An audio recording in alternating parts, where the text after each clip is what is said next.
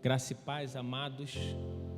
Eu espero que você tenha escutado a outra palavra.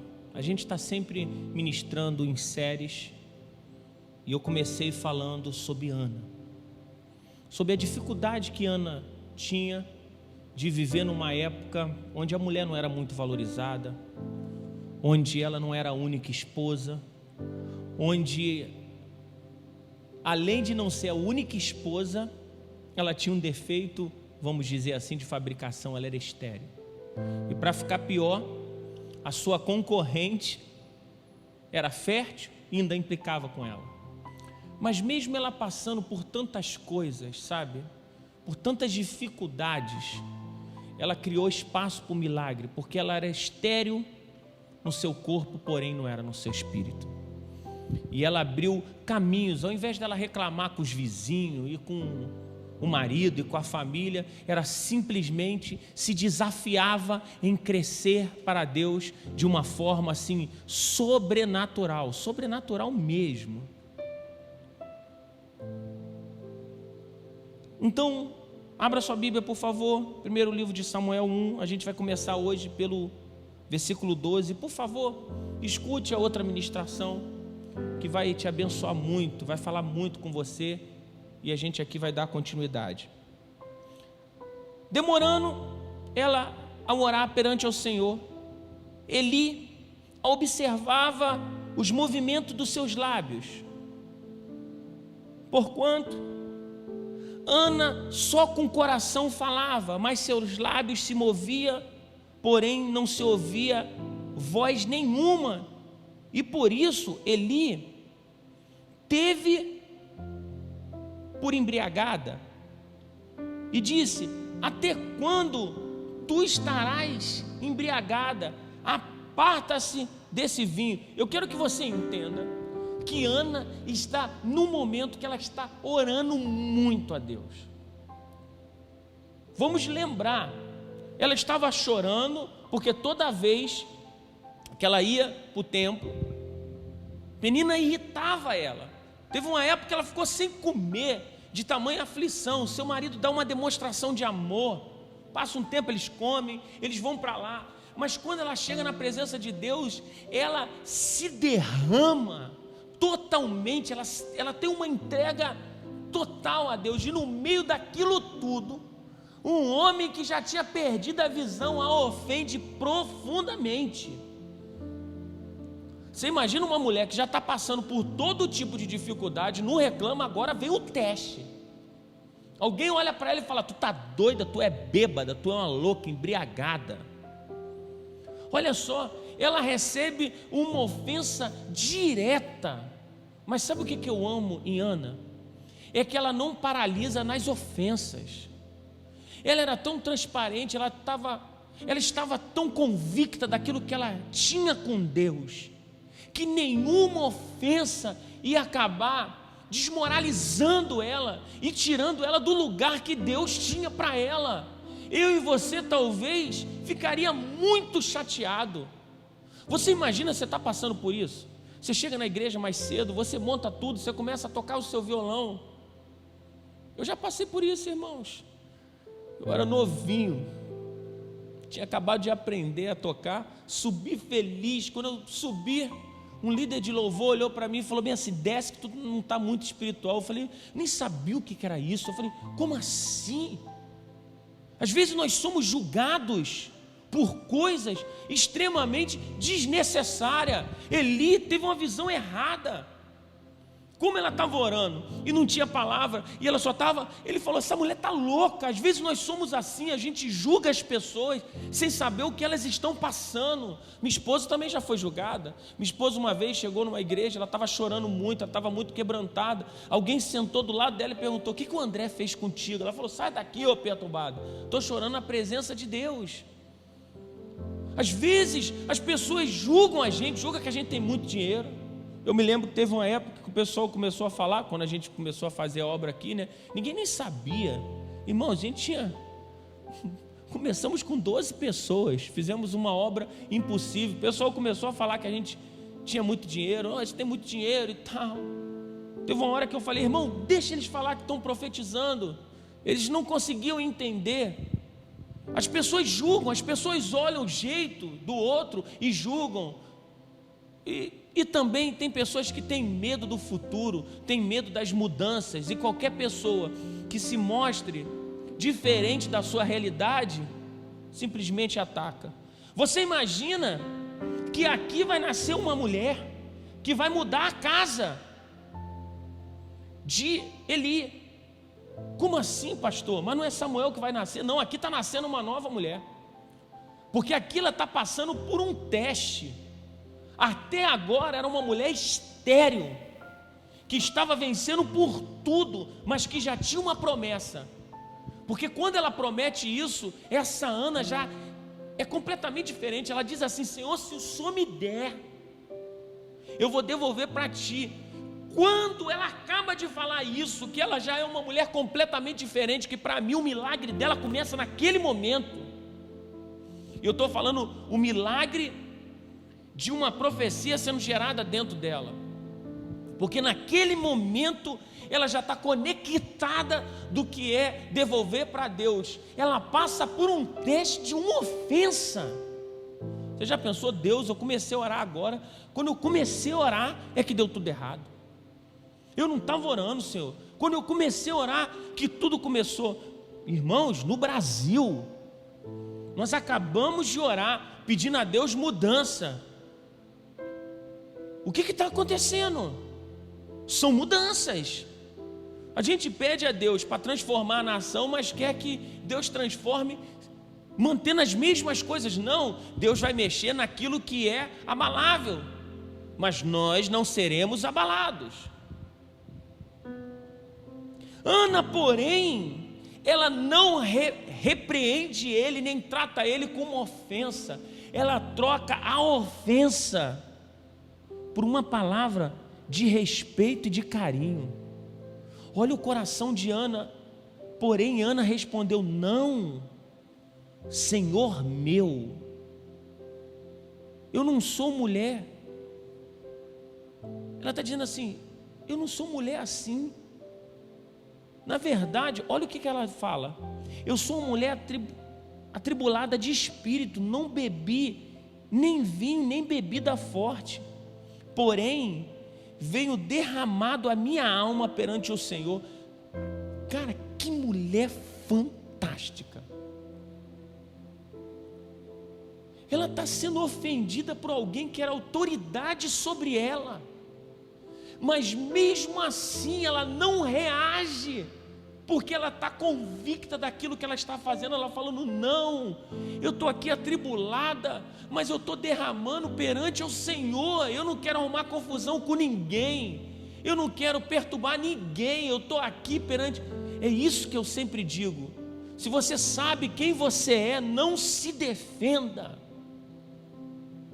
porque às vezes quando você se defende, quando você revida, quando você ataca, você simplesmente está se colocando numa posição muito ruim. Porque às vezes você, para se defender, você vai ter que ofender, e nenhuma ofensa vale uma outra ofensa. Você acha que quando alguém te ofende, você vai e destrói a pessoa? Você vai ganhar o que com isso? Aqui não, ela fala: não, meu Senhor. Ela se coloca numa posição de humildade. Lembra quando eu estava ensinando aqui na igreja, para você que é da roupa, para você que já conhece o Filhos Benditos, você vai conhecer essa minha frase, e para você que está me assistindo pela primeira vez, eu quero te dizer: escute um pouco mais. A gente sempre fala, o importante não é o início das coisas, é o fim, porque tem pessoas que começam muito bem e destrói tudo, como Saul. Algumas pessoas, elas sabem receber a bênção, mas não sabem ser repreendidas. Tem pessoas que ficam chateadas. Eu já perdi pessoas, irmãos. Teve gente que deixou de ser meu amigo quando eu confrontei, porque a atitude da vida era diferente das suas palavras. Pregava uma coisa, mas vivia uma coisa incoerente.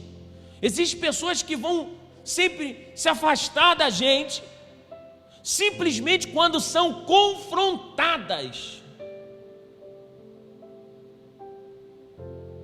Ela troca a ofensa e responde com educação. Não, meu Senhor, eu estou aqui mergulhada em Deus.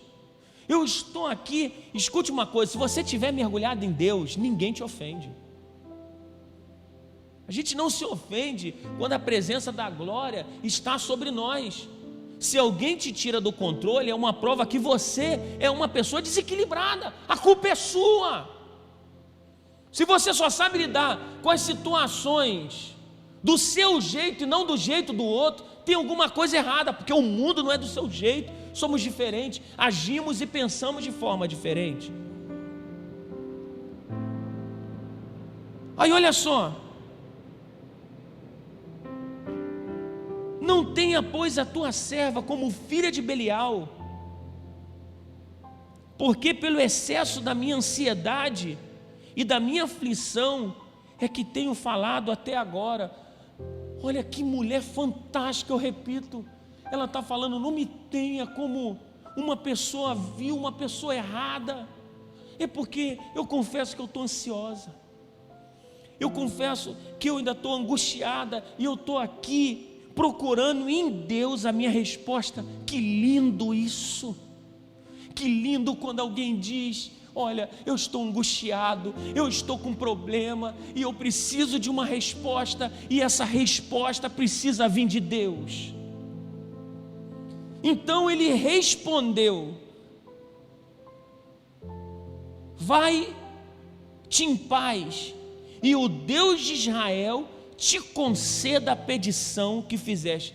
Aqui eu acho um milagre, porque um cara que estava julgando ela, que estava acusando ela, agora é usado por Deus, quase como uma mula. Às vezes Deus usa a gente, irmão. Às vezes eu sou a mula, às vezes você é uma mula.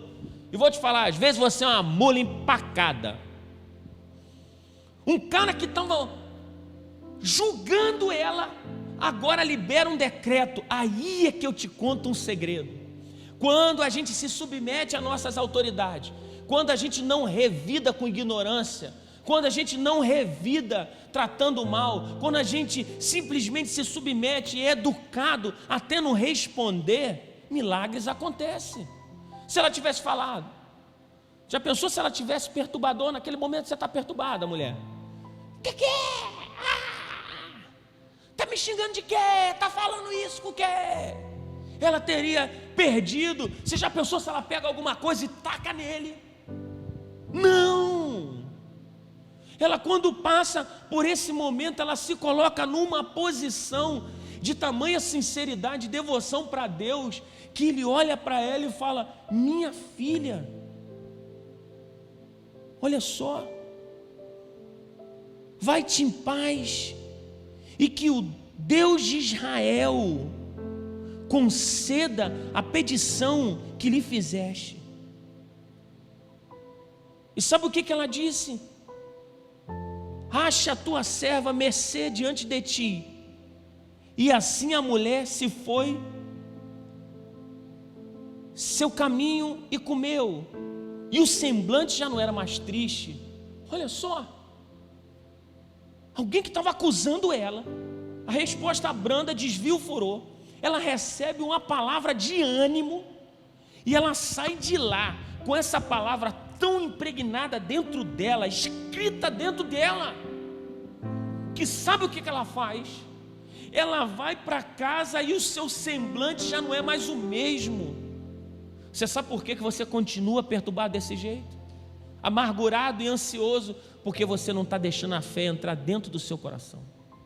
É por isso que você está perdendo noite de sono. É por isso que você está ansioso demais, está tendo aquelas crises de ansiedade, porque você não deixou a palavra de Deus entrar dentro de você e mudar o seu interior. Você não permitiu que Deus mudasse a sua história. Aqui está uma mulher que escuta, vamos falar assim entre aspas, uma mula, mas uma mula usada por Deus. Escuta. Por que eu estou dizendo? Porque nessa época Deus começou a deixar de falar com Eli, porque ele simplesmente estava distorcendo algumas coisas. Logo na frente, ele já não repreende mais os filhos e tantas outras coisas. No 19, lembrando-se,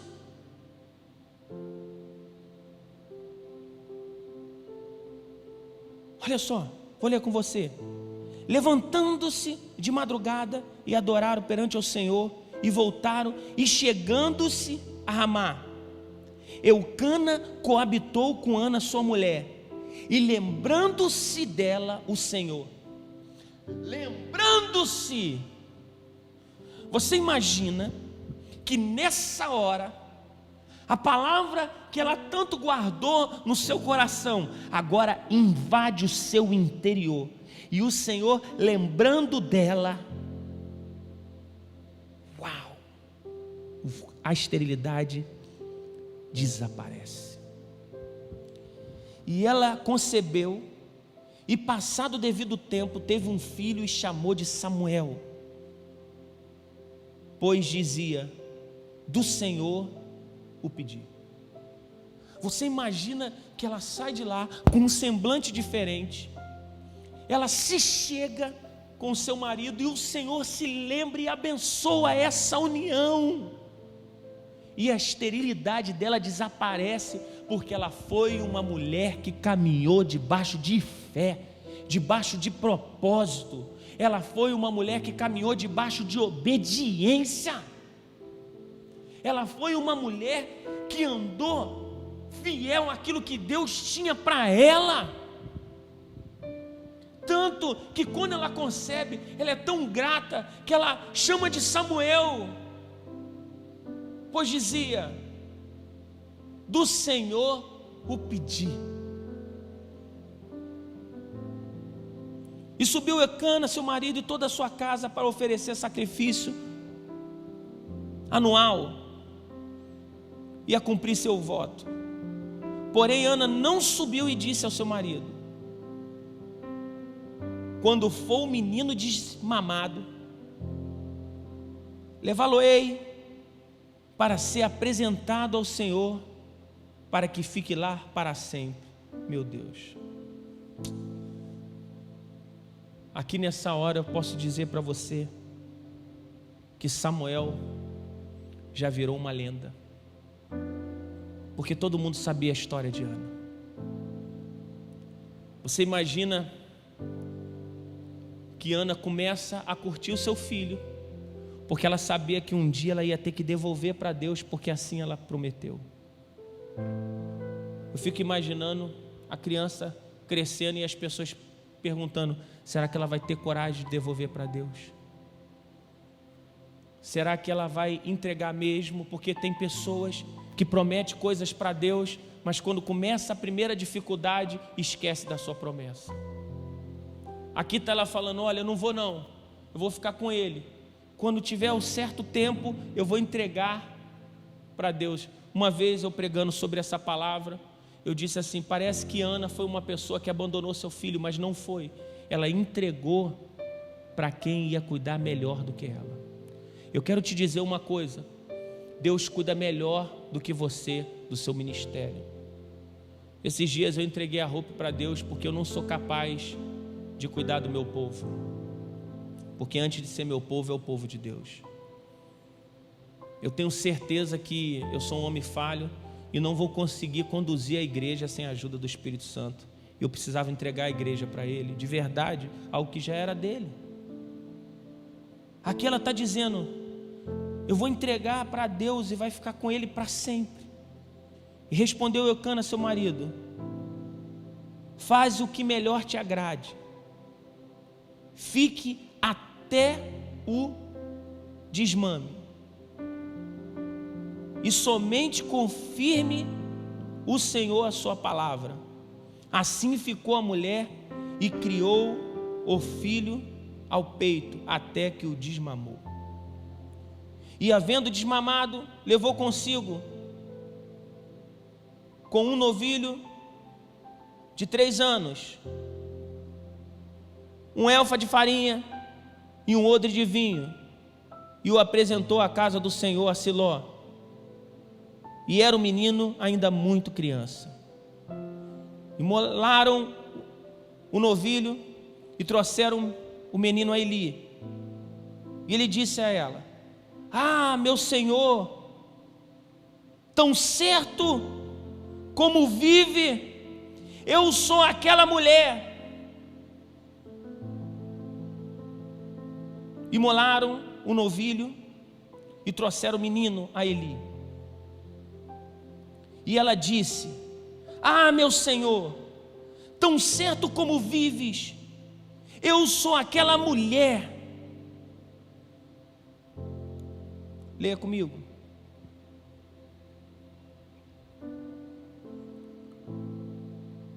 E era um menino ainda criança. E imolaram o novilho e trouxeram o menino a Eli. E disse ela: ah, meu Senhor, tão certo como vive, eu sou aquela mulher que aqui esteve contigo orando ao Senhor. Por esse menino orava eu, e o Senhor concebeu a petição que lhe fizera. Pelo que também trago como devolvido ao Senhor por todos os dias que viver, pois do Senhor pedi. E eles adoraram o Senhor. Eu fico imaginando, de repente ela chegando, batendo na porta lá. Vamos imaginar isso, bate a porta. O que você tem para entregar? Meu filho. Você já pensou esse momento? Interessante. O momento que ela devolve para Deus aquilo que Deus deu para ela. E Ana ora e diz: o meu coração se regozija no Senhor, e a minha força está exaltada no Senhor, e a minha boca se ri dos meus inimigos, portanto me alegro na sua salvação. Ela entrega dizendo: eu estou alegre de entregar para Deus. Samuel é entregue como uma oferta de gratidão ao Senhor. Um profeta que ia aprender a escutar a Deus e destituir e levantar reis, começou de uma oferta. Uma oferta de uma mulher que pediu algo para Deus, mas não se reteve em devolver. Foi tão generosa que devolveu para Deus aquilo que Deus tinha dado a ela. Eu fico imaginando como deve ter sido difícil para ela. Eu fico imaginando quantas vezes ela orou, quantas vezes ela chorou pedindo isso. Eu fico imaginando quantas vezes ela lutou por esse sonho. Era o sonho da vida dela, até que Deus pediu. Eu não sei o que Deus vai te pedir esses dias.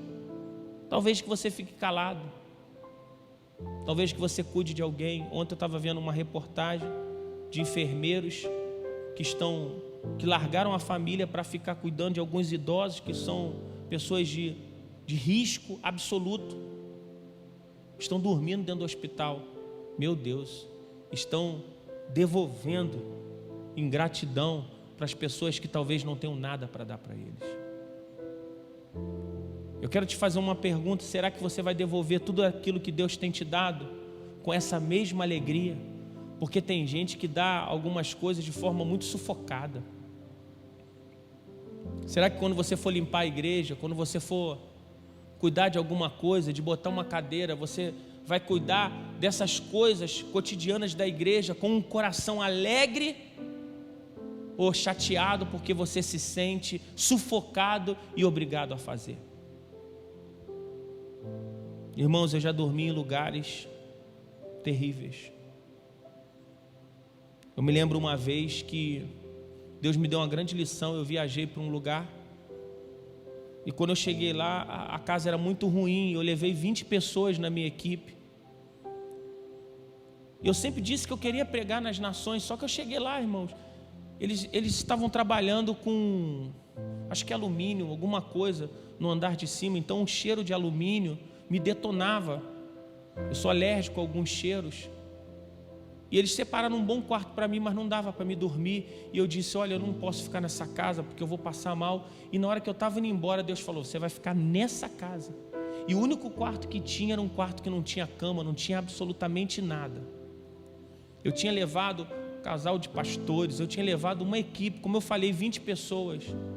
E na hora que eu estava indo embora, Deus falou para mim ficar naquele quarto e eu decidi ficar. E eu me lembro que eu, minha esposa e a Amanda bem pequenininha, a gente arrumando o colchão no chão e a gente falando, meu Deus, Senhor, passando por isso. Eu não estava passando por nada, aquilo ali era fichinha do que eu ia passar. Mas nós ficamos na casa desse irmão e a gente começou a ver ele agitado. Ele estava indo para um lugar, ele ia para o outro, ele não ficava muito com a gente, ele estava muito agitado. Esse irmão está uma benção agora, ele é pastor em Portugal, mas nessa época ele estava devendo agiota, ele estava devendo muito, irmãos, ele não tinha dinheiro para nada. E como a gente era uma equipe muito grande, o pastor não tinha dinheiro para pagar a gente para ficar num hotel. Ele tinha combinado abençoar a gente com uma oferta. E esse irmão estava passando fome de verdade, ele não tinha o que comer dentro de casa. E quando a igreja perguntou se alguém queria receber essa turma, você sabe o que ele disse? Ele disse, não, eu quero receber, porque era uma forma dele ter comida dentro de casa. Iam cortar a luz dele, já estava com 2 luzes atrasado, o carro dele estava todo quebrado. E a gente ficou lá na casa dele e a gente foi muito bem tratado. O Carlos, o Diego estavam lá rindo, a gente comeu com bastante fartura, foi uma bênção. Quando eu fui pregar no último dia, a oferta era nossa, que eu entrei no carro dele, eu vi ele tentando fechar o vidro, porque estava quebrado. Deus disse para mim assim, André, você precisa abençoar esse rapaz. E quando eu fui pregar, eu disse assim, irmãos, não dá para vocês trazerem alguém de fora, enquanto tem alguém aqui na casa, que está passando tamanha dificuldade. Irmãos, como a igreja foi generosa com aquele irmão. Ele pagou todas as suas dívidas. Nós saímos dali marcados, nós abençoamos, pegamos a oferta, entregamos para ele. Ele foi muito abençoado, ele pagou suas dívidas. Anos depois, ele me mandou de brinde alguns chaveiros, foi o nosso primeiro chaveiro. Ele montou uma fábrica e mandou um chaveiro, Filhos Benditos. E durante um tempo a gente continuou comprando esse chaveiro com ele. E depois ele foi para o seminário, terminou o seminário e hoje é um grande pastor em Portugal. E eu me lembrei disso, daquele momento onde você tem que devolver para Deus aquilo que Deus está te dando. Cada um da gente vai passar por esse momento. É um momento que a gente vai devolver o fôlego de vida. Deus nos deu a vida. Um dia Deus vai tomar. Será que nesse dia nós vamos devolver a nossa vida perante ao Senhor? Ou seremos jogados no inferno? Será que a sua vida vai estar com o Criador? Irmãos, hoje você pode estar me escutando e seus últimos momentos da sua vida, você não sabe, é a oportunidade que você tem de devolver para Deus o dom que Ele te deu nesse momento e falar, Senhor, eu preciso ter um encontro contigo. Porque aqui Ana ofertou aquilo que era mais precioso. E eu te pergunto, o que é mais precioso para você? Provavelmente você vai me responder, a sua vida. Então entregue a sua vida para Jesus.